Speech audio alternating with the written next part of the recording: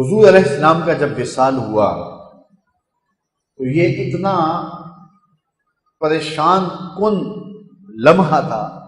حضرت انس بن مالک رضی اللہ تعالیٰ عنہ فرماتے ہیں کہ جب حضور مدینے میں تشریف لائے ہجرت کر کے، میں اس وقت 6-7 سال کا بچہ تھا۔ فرماتے ہیں میں نے اس دن سے روشن دن نہیں دیکھا ہے، اور جب حضور کا وصال ہوا تو میں 16-17 سال کا جوان تھا، میں نے اس دن سے زیادہ تاریک دن نہیں دیکھا۔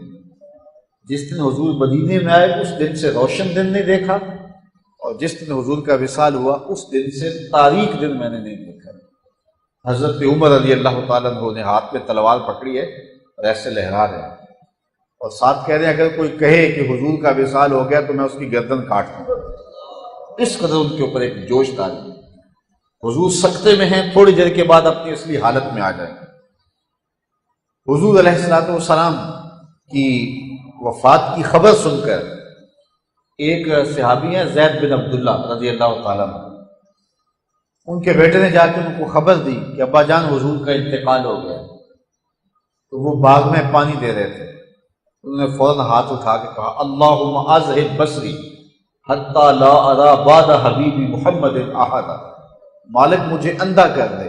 آنکھوں کے دیے اس لیے روشن تھے کہ رسول اللہ کو دیکھتا تھا، اب حضور چلے گئے ہیں تو میں نے آنکھوں کے دیپک کیا کرنا ہے، یہ چراغ بجھا دیے جائیں۔ اللہ نے ان کی دعا سن لی اور وہ نابینا ہو گئے۔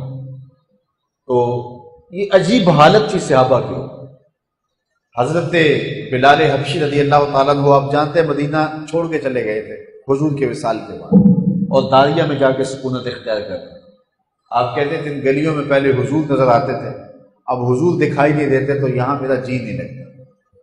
حضرت فاطمہ رضی اللہ تعالیٰ عنہ روتی تھی اور ساتھ کہتی تھی صبت علیہ مصائب لو انہا صبت علی الیام سرنا لیالیا، میرے اوپر وہ مصیبتیں پڑی ہیں اگر وہ دنوں پہ پڑتی تو دن بھی راتیں بن جاتے۔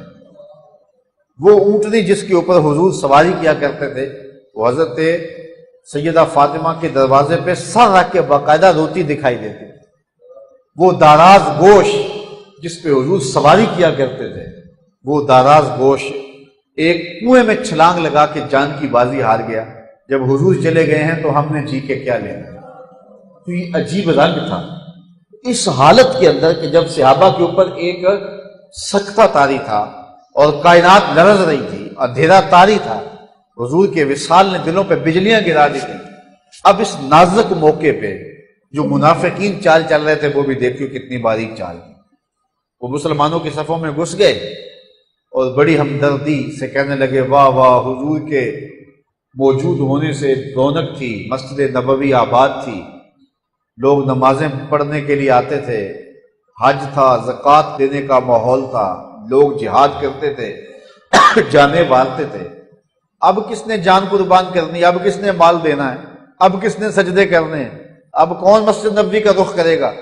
یہ ساری بہاریں حضور کے دم سے تھی۔ حضور چلے گئے تو اب جو ہے وہ کوئی بھی جو ہے وہ جہاد نہیں کرے گا، کوئی بھی روزہ نہیں رکھے گا، کوئی بھی نماز نہیں پڑھے گا۔ وہ اس طرح کی باتیں کر رہے تھے۔ اور ادھر حضرت عمر تھے، وہ کہتے تھے اگر کسی نے کہا حضور کا وصال ہو گیا تو میں اس کی گردن اڑا دوں گا۔ ان مشکل حالات کے اندر جبکہ امت کو برگشتہ کرنے کے لیے منافق بھی چال چل رہے تھے، مسلمانوں کے اوپر صدمے کے پہاڑ ٹوٹے ہوئے تھے، اس موقع پہ اگر کسی نے سنبھالا ہے امت کو تو شخص کا نام ابو بکر صدیق رضی اللہ عنہ۔ آپ کے اندر بھی جو ہے وہ چھریاں چل رہی تھی اور آپ کا کلیجہ بھی کٹ رہا تھا حضور کے وصال سے، لیکن آپ ان مشکل حالات میں تشریف لائے اور آپ نے حضرت عمر رضی اللہ تعالیٰ عنہ کو بلایا، قریب کیا، لیکن وہ قریب نہیں ہو رہے تھے، وہ تلوار لہرائے جا رہے تھے۔ وہ کہتے تھے اگر کسی نے کہا حضور کا وصال ہو گیا گردن کاٹوں گا۔ یہ منافقوں کی اڑائی ہوئی بات ہے۔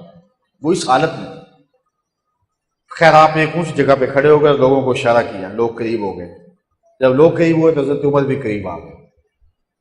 حضرت ابو بکر نے لوگوں سے کہا لوگوں مجھے ایک بات بتاؤ، تم حضور کو پوچھتے تھے یا رب کو پوچھتے تھے؟ لوگوں نے کہا کہ ہم رب کو پوچھتے تھے۔ کہا وہ کل بھی زندہ تھا، وہ آج بھی زندہ ہے۔ اور پھر وہ آیت پڑھی وما محمد اللہ رسول صحابہ کہتے ہیں ہمیں لگا کہ یہ آیت اس موقع پہ نازل ہوئی تھی، اس لیے نازل ہوئی تھی، ہمیں کبھی پہلے اس کا خیال بھی نہیں آیا تھا۔ تو کہا کہ حضور علیہ الصلوۃ والسلام اپنی زندگی کے لمحات پورے کر کے اللہ کے حضور چلے گئے، جو ڈیوٹی میرے رب نے ان کی لگائی تھی انہوں نے وہ پوری کر اور وہ اس دنیا سے کوچ کر گئے۔ اور پھر ہم سے مخاطب ہو کے حضرت ابوبکر صدیق نے فرمایا کہ مجھے بتاؤ کہ جس مشن کے لیے، جس کام کے لیے، جس مقصد کے لیے حضور نے اپنی ساری زندگی گزار دی، حضور نے اپنی جوانی لگا دی، حضور نے دنیا سے کوئی لذتیں حاصل نہیں کی، اس مشن کے لیے، اس مقدس کاز کے لیے حضور نے اپنا سب کچھ صرف کر دیا، کیا حضور کے وصال کرنے کے بعد تم اس مشن کو چھوڑ دو گے؟ لوگوں نے کہا نہیں نہیں، تو کہا پھر اٹھو اور نبی کا جھنڈا لے کے پوری دنیا کے اوپر چھا جاؤ۔ صحابہ کے اندر طاقت آ گئی، کہا جس کام کے لیے حضور نے ساری زندگی لگا دی اور آج رسول اللہ کا وصال ہو گیا تو کیا حضور کے بعد اس کام کو چھوڑ دو گے؟ کہا نہیں چھوڑیں گے۔ تو کہا پھر حضور تو وصال کر گئے، اب یہ کام تمہارے کندھوں پہ آ گئے، اب اٹھو اور اس دین کے لیے آگے بڑھو۔ تو وہ جو ٹوٹے ہوئے شکستہ لوگ تھے اور منافقین پھیلا رہے تھے، اب کس نے نمازیں پڑھنی، اب کس نے روزہ رکھنا ہے، اب کس نے زکوٰۃ دینی ہے، اب کس نے حج کرنا ہے، اب کس نے جہاد کرنا ہے، وہ دوبارہ اپنے پاؤں پہ کھڑے ہو گئے۔